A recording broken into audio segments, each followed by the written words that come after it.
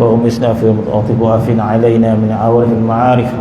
اللهم صل على سيدنا محمد وعلى آله وسلم وصلى الله على سيدنا محمد وعلى آله وصحبه. الحمد لله رب العالمين. الحمد لله والصلاة والسلام على رسول الله وعلى آله ومن والاه. بسم الله الرحمن الرحيم. والعصر إن الإنسان لفي خسر إلا الذين آمنوا وعملوا الصالحات وتواصوا بالحق وتواصوا بالصبر. Alhamdulillah, bersyukur kita kepada Allah Subhanahu wa taala pada malam ini merupakan malam 30 Ramadan. Maka Allah Subhanahu wa taala mentakdirkan Ramadan pada tahun ini sebanyak 30 Ramadan. Kita tidak mengetahui hikmat Allah Subhanahu wa taala menjadikan sebegitu bulan-bulan itu. Bermaksud ada bulan 29, ada bulannya 30.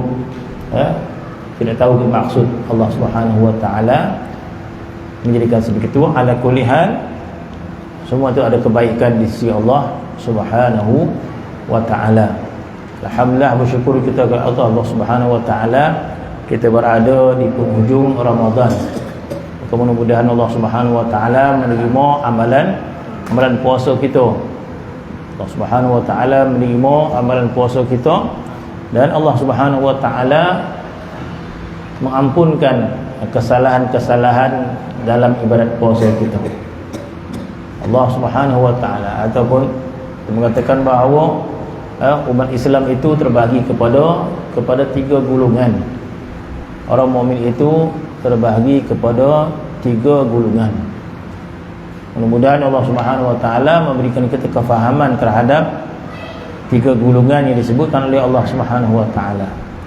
Dalam surah Al-Waqiah juga menyebut tentang manusia itu 3 golongan. Di padang mahsyar juga Allah Subhanahu wa taala letakkan orang mukmin itu. Orang mukmin itu terbagi 3 golongan. Begitu juga apabila kita berbahas tentang ibadat, maka ibadat itu terbagi ber-3. Kalau di akhirat nanti Allah Subhanahu wa taala menjadikan orang mukmin ini 3 golongan. Golongan yang pertama adalah orang mukmin yang ahli maksiat, kita kata. Wal-iyaz billah min zalik. Golongan mukmin yang maksiat dan mendapat pelbagai kesengsaraan di padang mahsyar. Orang mukmin yang melakukan maksiat yang tidak diampunkan dosanya oleh Allah Subhanahu wa taala, maka menerima azab di alam barzakh. Golongan mukmin yang menerima azab di mahsyar, dan sebahagian mereka itu terhumban ke neraka.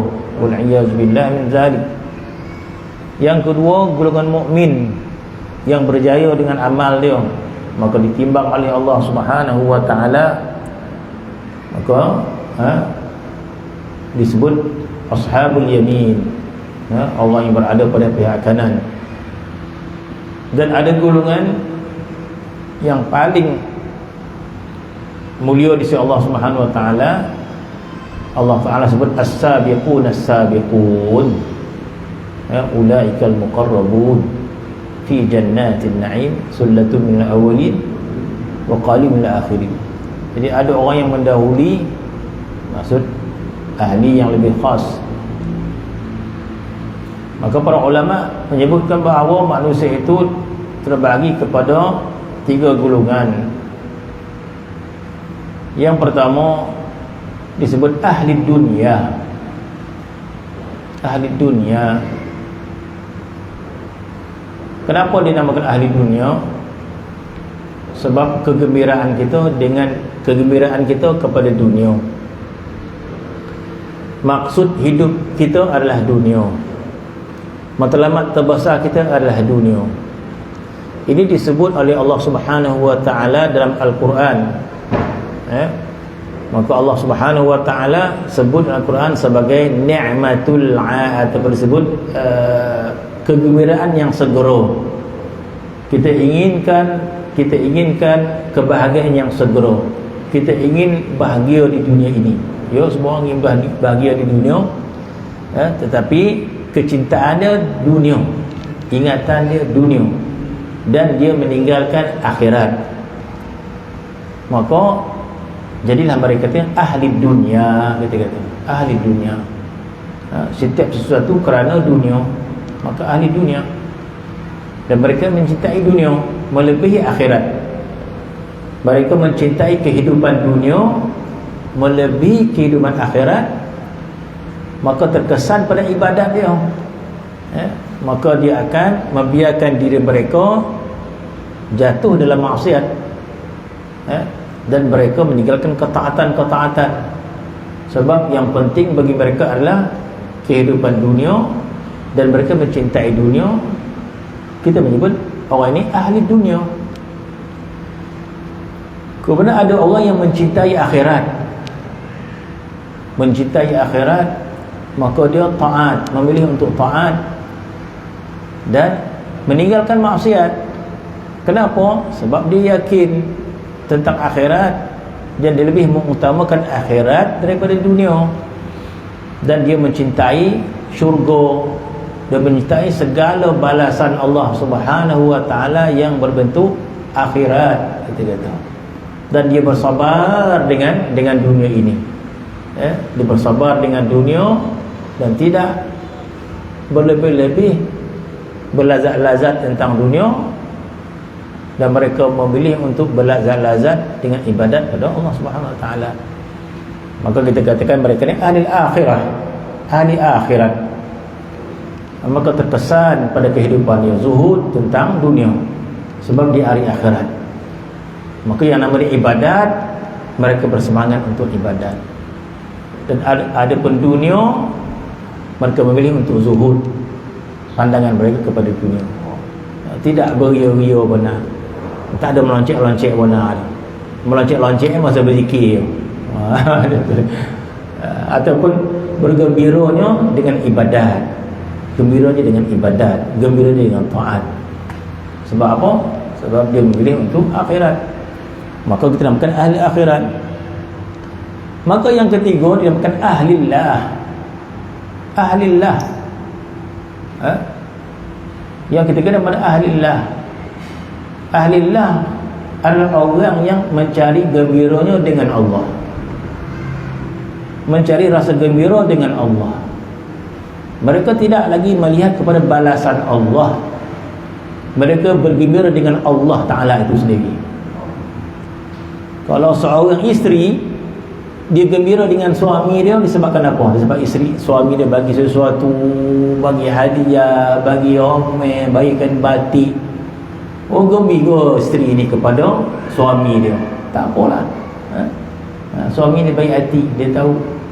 Satu masa suami tak bawa balik apa pun, kain batik tak bawa, omel tak ada, merajuk rumah ni tadi. Tapi tak sayang lah, dia kata. Suami dia tak sayang kat dia. Habis apa tanda sayang? Tanda sayang bawa lah kain batik, kata dia. Jadi suami pun faham, suami macam urusannya. Tak apalah, nanti abang balik bawa kain batik banyak-banyak. Contoh dia bawa banyak-banyak. Oh, gembira isteri tadi. Jadi tahulah suami dia bahawa isteri dia suka kain batik, gembira pada kain batik. Takat suami dia balik kosong dia tak gembira. Jadi tu tahap isteri dia. Nak buat macam mana orang dapat isteri macam tu? Baliklah kain batik. Nak buat macam mana? Dah sayang tu. Kalau tak balik apa-apa, tak gembira tu. Macam ni tak balik, tak payah balik lah, kata orang batik je. Macam tu. Dia gembira dengan pemberian suami dia. Masya Allah. Tak adakah di sana isteri yang lebih memahami makna cinta? Tidak adakah di sana isteri yang memahami makna cinta, yang gembiranya itu dengan suaminya? Hatta kalau suami tak ambil apa-apa pun, Masya Allah, minta maaf lah, kain batik tak bawa, tak apalah, dia kata. Kain batik tak ada pun, yang penting abang balik, dia kata. Gembiranya dengan suaminya bermaksud dia mencari diri, gembira dengan diri seseorang, bukan dengan pemberian seseorang. Itu yang kita tidak faham tentang Allah Subhanahu wa ta'ala. Itu yang malang kita. Biarkan hidup kita di dunia ini sekadar kita faham balasan Allah, kita tak faham tentang Allah. Itu yang ulama tasawuf mengajak kita, mari kita faham tentang Allah, mari kita bergembira kepada Allah Subhanahu wa taala ketika itu. Jadi orang yang tak faham dia polik orang tasawuf ni. Apa dibuat itu? Bergembira dengan zikir pula. Kita ingin memahami untuk memahami makna gembira kepada Allah Subhanahu wa taala. Kita minta kepada Allah Subhanahu wa taala agar diberikan kita kepahaman gembira kita dengan Allah Subhanahu wa taala, bukan dengan kurniaan Allah Subhanahu wa taala. Maka kalau begitu matlamat kita, begitu pencarian kita, kita ingin mencari, kita ingin belajar, kita ingin faham, kita tidak patah semangat kita. Bukan semudah itu untuk faham tentang Allah Subhanahu wa taala. Lemah kita. Sebab kita ini faham dengan nafsu kita. Dah terbiasa yang namanya makan kita gembira, yang namanya harta kita gembira. Oh, di sana ada harta yang lebih besar, mahligai yang lebih besar, harta yang lebih kekal. Oh, itu saya suka, kita kata. Jadi bahasa kita semua bahasa balasan. Di manakah pengertian kita tentang sahib, Tuhan punya balasan itu? Kita hanya faham kurniaan demi kurniaan. Kurniaan kita faham itu sahaja. Di manakah kepahaman kita tentang Tuhan kepada kurniaan itu? Maka apakah kita bila menyebut nama Allah kita lemah, menyebut kurniaan Allah baru kita semangat. Bila kita menyebut diri Allah lemah, ngantuk, kita muak lah rasa. Tapi bila disebut kurniaan Allah syurga baru kita syukur. Maka kata lemahnya kita, jahilnya kita tentang Allah Subhanahu wa taala. Sebab itu kita mengikut jalan orang tasawuf, kita kata. Untuk apa? Untuk kita faham tentang Allah Subhanahu wa taala. Akhirnya Allah Subhanahu wa taala membuka hati kita, diberikan kita kefahaman, kita bergembira kepada Allah. Dan Allah lah maksud kita. Maka kalau sebegitulah keadaan kita di dunia ini, maka kita dinamakan ahlillah. Kita ni ahli Allah. Kenapa ahli Allah? Sebab kita mencintai Allah. Lebih lagi kita mencintai balasan Allah. Seperti mana isteri, dia cintai suaminya lebih daripada pemberian suaminya. Kalau suami dia bagi, tak apa, alhamdulillah, tanda kasih suami kepada dia. Bahkan bukan pemberian itu yang disukai, tetapi kasih yang ditunjukkan. Macam kita ikhlas mencintai sahabat kita, dia bagi hadiah. Kalau kita ikhlas, kita bukan suka pada hadiah itu kita boleh beli sendiri. Tetapi yang kita suka adalah kasih sahabat yang memberi itu, bukan pemberian. Itu juga tentang Allah Subhanahu wa taala. Bila Allah Taala memberi kepada kita, sepatutnya kita merasa nikmat tentang kasihnya Allah pada pemberian itu. Kasihnya Allah pada pemberian. Sebab itu dalam syurga nanti, nikmat redha Allah itu lebih nikmat daripada syurga itu sendiri, sekali kita faham. Kemuliaan Allah, cinta Allah kepada kita itu lebih nikmat daripada pemberian Allah Subhanahu wa taala. Seperti mana orang mencintai seseorang, bukan makanan, bukan kuih itu yang disuka, tapi suapan daripada kekasih itu yang nikmat. Kalau dekat kuih itu, amak pun buat kuih. Amak kata kau amak mana kuih kodok tu, makan lah tu. Tak nak lah. Habis semalam ni kau amak, semalam ni nyoman, kita kata. Jadi yang sedap itu bukan kuih itu, tapi kasih seseorang yang kita angkat nilai dia. Begitulah orang diberikan kepahaman oleh Allah Subhanahu wa taala. Jadi mudah-mudahan Allah Subhanahu wa taala yang maha kaya memberikan kita kefahaman. Minta faham daripada Allah Subhanahu wa taala. Jangan kita rasa lemah diri, yang rasa kita Allah Subhanahu wa taala maha kaya, Allah Subhanahu memiliki hidayat dan sebagainya. Jadi mudah-mudahan Allah Subhanahu wa taala menjadikan kita dari kalangan ahlillah, faham tentang Allah Subhanahu wa taala. Amin ya rabbal alamin. Wa sallallahu ala sayyidina Muhammad wa ala rabbana wa muslimin khasirin. Rabbana atina wa fil akhirati hasanatan wa qina adzaban nar. Sallallahu ala sayyidina Muhammad wa ala alhamdulillahi rabbil alamin. Al-Fatihah. Niat Ramadan. Bismillahirrahmanirrahim. Nawaitu shaum ghadin ada farid syahr majadina. Bismillah taala. InsyaAllah besok Qiyamul Lail malam yang ke-30.